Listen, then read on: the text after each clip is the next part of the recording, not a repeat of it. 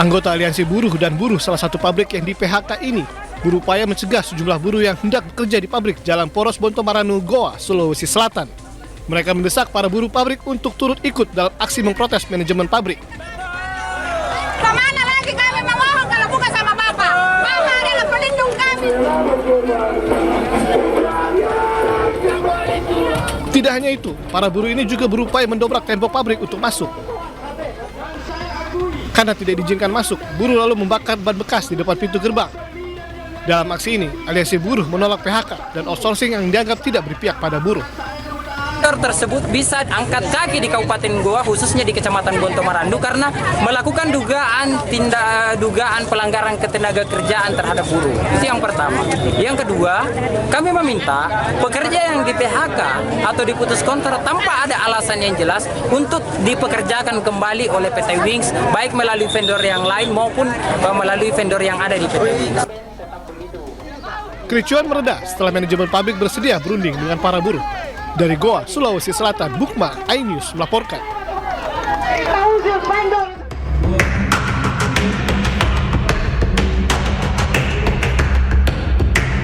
Pendaftaran program rintisan sekolah swasta gratis atau RSSG yang digelar di Balai Kota Depok, Jawa Barat Senin pagi dipadati ratusan orang tua murid. Para orang tua yang mendaftarkan anaknya ke tingkat sekolah menengah pertama ini membawa sejumlah dokumen, seperti fotokopi kartu keluarga berdomisili di Depok dan surat keterangan lulus sekolah dasar.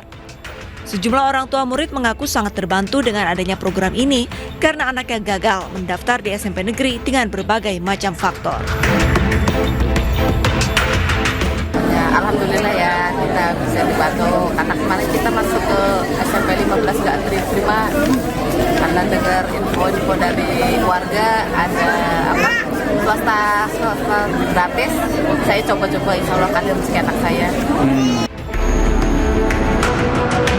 Pemerintah Kota Depok menegaskan ada sebanyak 33 sekolah swasta telah melakukan penandatangan MOU atau kesepakatan dalam program rintisan sekolah menengah pertama swasta gratis ini.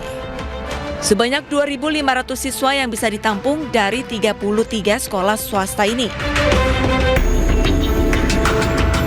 Kita nggak bisa menggratiskan sekolah swasta karena ada kebijakan-kebijakan sekolah swasta yang pembiayaannya memang tidak terjangkau dari sisi penganggaran atau alokasi anggaran yang kita miliki.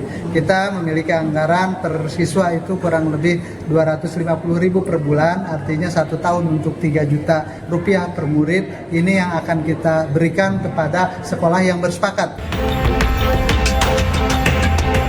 Hingga Selasa siang, ada sebanyak 600 orang tua murid yang telah mendaftarkan anaknya. Sementara, pendaftaran sendiri berlangsung mulai tanggal 1 hingga 5 Juli mendatang. Dari Depok, Jawa Barat, Iyung Rizky, iNews melaporkan.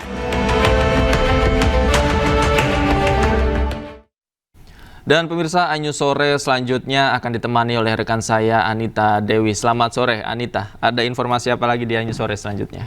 Selamat sore Davi, tentunya iNews sore akan hadir dengan sejumlah informasi lainnya, di antaranya.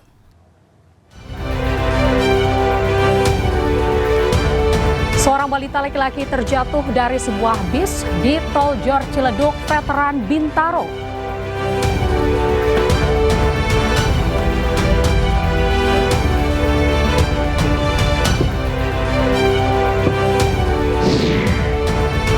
Wakil Presiden Gibran Raka Buming Raka mencium tangan Wakil Presiden ke-6 Tri Sutrisno.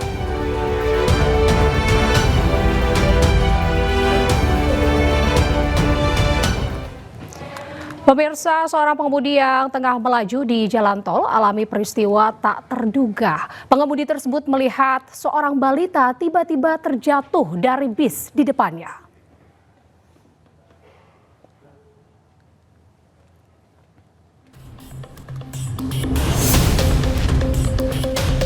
Insiden terjadi ketika pengemudi mobil sedang melintas tol Jor Joglo, Ciledug, Veteran Bintaro.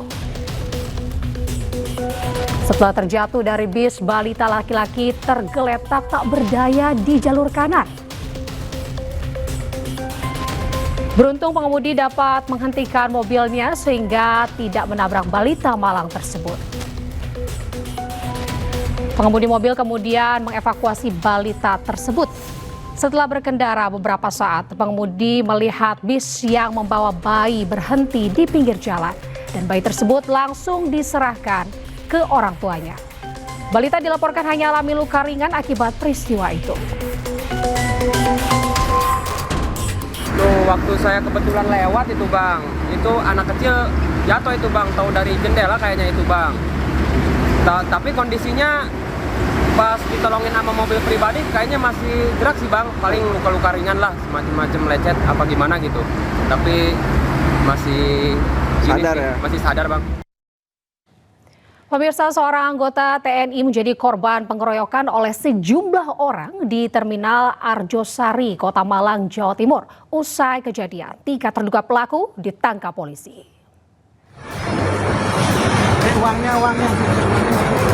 Dari video rekaman yang beredar, seorang pria yang memakai jaket dan tas ransel mengalami luka di kepala akibat pengeroyokan yang dialaminya. Peristiwa ini terjadi di Terminal Arjosari, Kota Malang pada Kamis malam.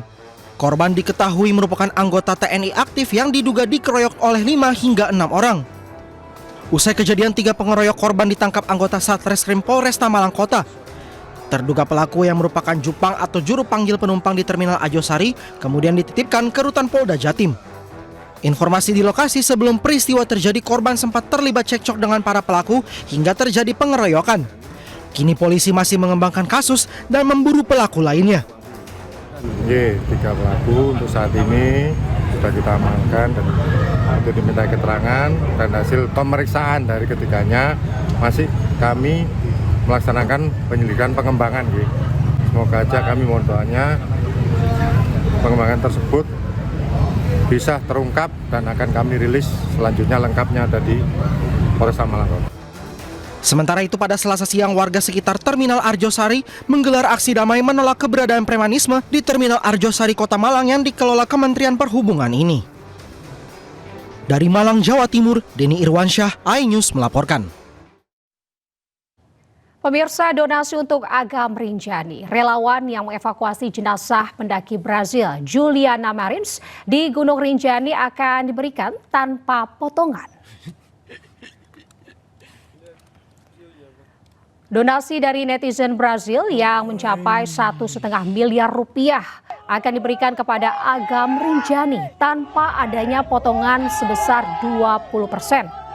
Sebelumnya donasi sempat dibatalkan lantaran menuai kritik menyangkut transparansi pengelolaan dana. Berembuk, saya panggil aja dong berembuk. Istirahat, ya 30 menit, 20 menit. Pemirsa, di balik suksesnya proses evakuasi jenazah pendaki asal Brazil Juliana Marins dari jurang Gunung Rinjani, Lombok, NTB, tersimpan kisah heroik para relawan Agam Rinjani. Salah satu rescue, tim SAR membagikan momen dramatis saat evakuasi.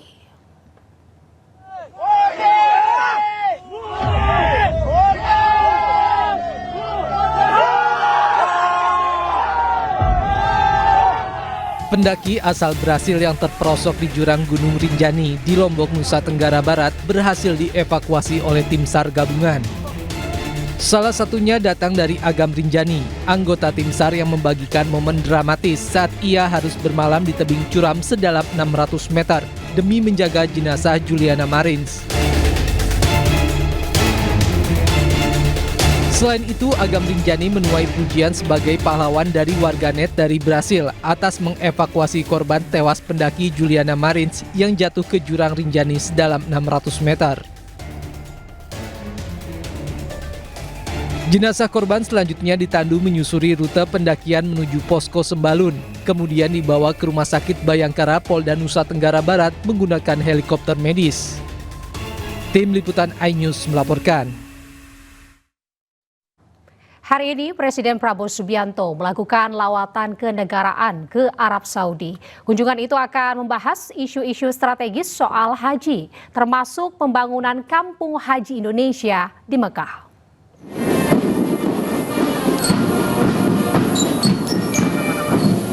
Presiden Prabowo Subianto bertolak dari Lanut Halim Perdana Kusuma, Jakarta Timur, Selasa sore. didampingi Menteri Agama Nasaruddin Umar dan Sekretaris Kabinet Teddy Indra Wijaya. Prabowo juga sempat menyaksikan penampilan marching band prajurit TNI sebelum menaiki pesawat kepresidenan. Wakil Presiden RI Gibran Rakabuming Raka hingga Wakil Ketua DPR RI Sufmi Dasko Ahmad mengantar keberangkatan Prabowo. Selain itu hadir pula Panglima TNI Jenderal Agus Subianto, Kapolri Jenderal Listio Sigit Prabowo dan juga Dubes untuk RI Faisal bin Abdullah Al-Mudi. Kunjungan tersebut untuk mengecek rencana pembangunan Kampung Haji Indonesia yang menjadi langkah strategis yang digagas pemerintah. Asalnya jumlah jemaah haji dan umroh Indonesia mencapai jutaan orang per tahun. Pak Presiden memulai lawatan ke luar negeri. Ada beberapa negara yang akan beliau kunjungi. Yang pertama ke Arab Saudi. Agendanya adalah kunjungan kenegaraan dan tentu ada beberapa agenda yang akan dibicarakan oleh kedua pemimpin negara. Pastilah akan berbicara masalah politik, kerjasama politik baik antara Indonesia dengan Arab Saudi maupun perkembangan politik di Timur Tengah gitu. Kedua juga memang Bapak Presiden sedang berencana untuk membicarakan mengenai perbaikan penanganan haji, termasuk rencana kita untuk memiliki sendiri kampung haji di Arab Saudi supaya ini waktunya bertepatan sekali dengan selesainya penyelenggaraan haji sehingga cukup waktu supaya kita penyelenggaraan tahun haji yang berikutnya akan jauh lebih. Pemirsa, tata kelola keberangkatan haji Indonesia disoroti oleh pemerintah Arab Saudi. Arab Saudi mengancam akan mengurangi kuota haji jika pengelolaan tidak segera dibenahi.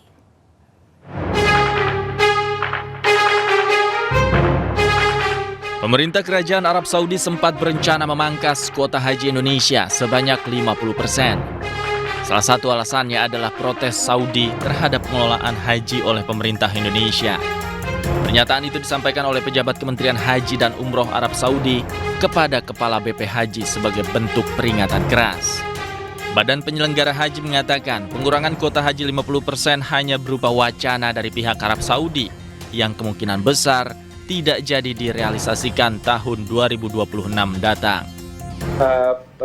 Kementerian Haji dan Umroh melihat kesemerautan pengelolaan haji Indonesia tahun 2025 ini.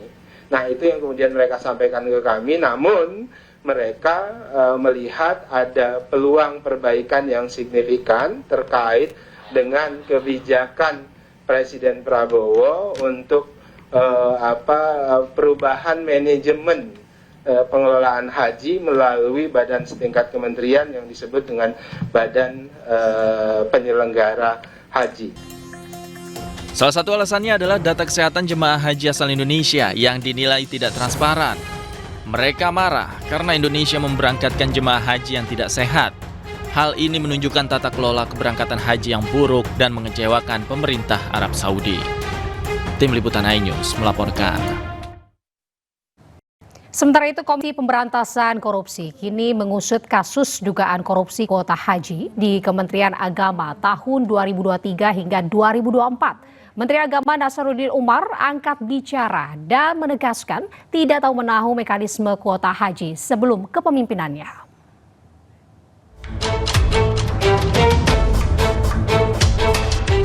Komisi Pemberantasan Korupsi kini mengusut kasus dugaan korupsi pengelolaan dan kuota haji di Kementerian Agama tahun 2023-2024. Pendakwa Khalid Basalamah dipanggil KPK terkait dugaan kasus ini. Kendati demikian, Khalid Basalamah membantah dirinya dimintai keterangan soal korupsi kuota haji, melainkan soal informasi pengelolaan travel umroh dan haji. Pada saat teman-teman KPK meminta saya untuk datang, saya datang sebagai bentuk ketaatan kepada pemerintah. Dan itu adalah kewajiban untuk saya datang, gitu ya. Tapi yang perlu digarisbawahi, saya datang bukan sebagai tersangka, teman-teman sekalian. Ya. Kalau tersangka bukan begitu modelnya. Antum sudah tahu pakai baju apa di KPK kan? Saya diundang untuk datang dan saya warga Indonesia yang patuh, apalagi konsep kita patuh pada pemerintah, kita datang, gitu kan? Apa yang mereka butuhkan informasi kami sampaikan. Sebatas itu. Jadi tidak ada hubungannya antara saya dengan korupsi itu ya. Jauh sekali.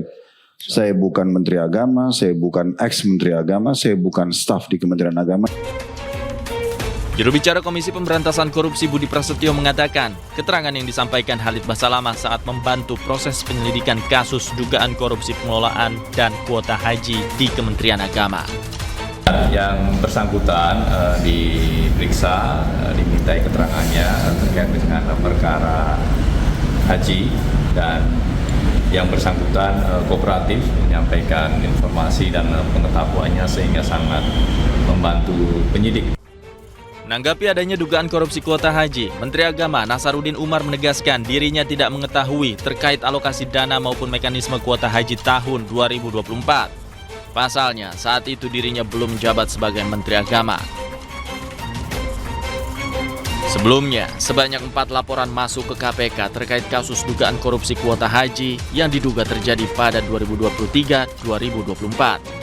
KPK juga membuka kemungkinan untuk memanggil mantan Menteri Agama Yakut Holil Qomas untuk diperiksa dalam kasus ini karena terjadi saat Yakut masih menjabat sebagai Menteri Agama. Tim Liputan iNews melaporkan. Pemirsa, baru saja bebas menjalani hukuman kasus suap dan gratifikasi mantan Sekretaris Mahkamah Agung Nur Hadi Abdurrahman kembali ditangkap KPK. Penangkapan kali ini diduga untuk kasus dugaan tindak pidana pencucian uang.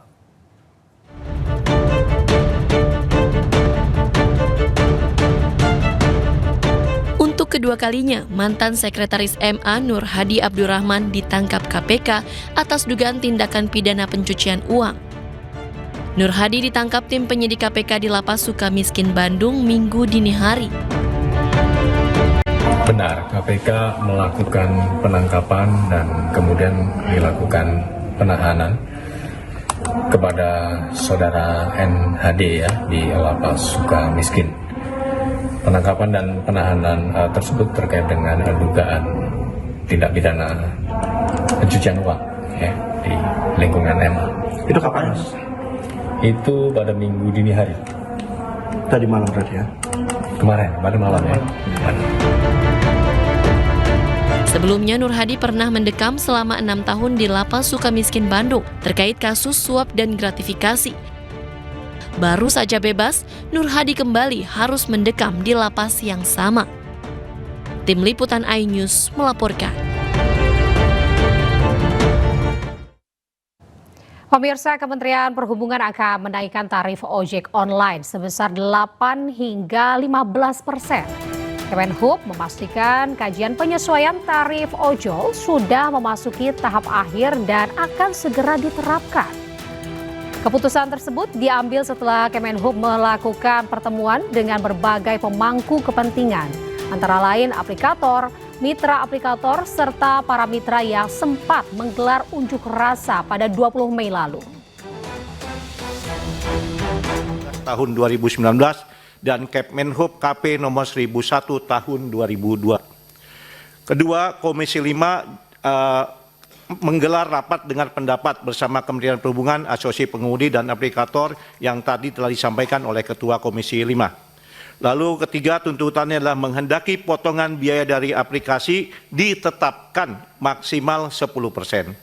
Yang keempat, peninjauan kembali ulang tarif penumpang, dan kelima, penetapan tarif layanan makanan dan pengiriman barang.